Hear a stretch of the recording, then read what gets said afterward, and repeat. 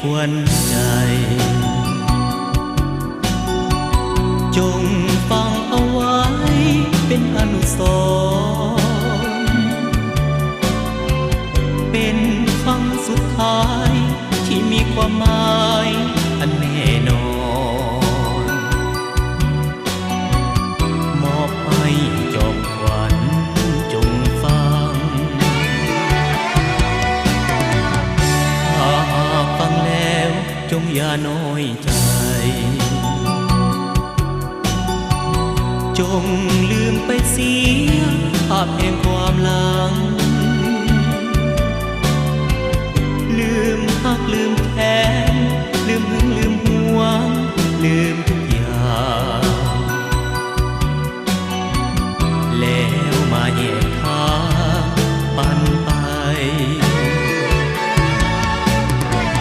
ปล่อยทางให้น้องเลือกคนหาใหม่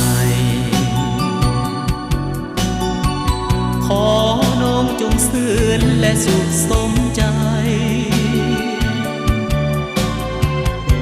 จะอยู่ร่วมกันยิ่งนานวันยิ่งจะเบื่อหน่ายของจิตใจเฮาต่างกันจงลืมไปเสียห้องนอนห้องเก่าที่สองคนเฮาว่าเป็นสวรรค์ปิดสากเสียทีเกมฮักเกมนี้จงสิ้นกันทางใดเป็นสวรรค์จงเลือกเอา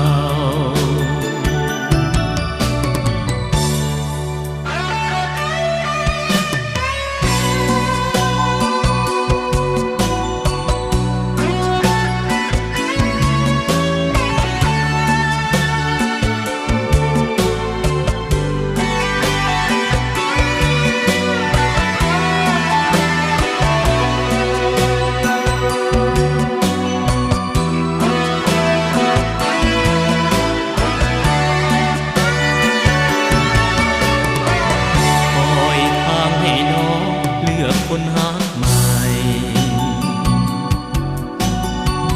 ขอน้องจงซื่นและสุขสมใจจะอยู่ร่วมกันยิ่งนานวันยิ่งจะเบื่อหน่ายของจิตใจเฮาต่างกัน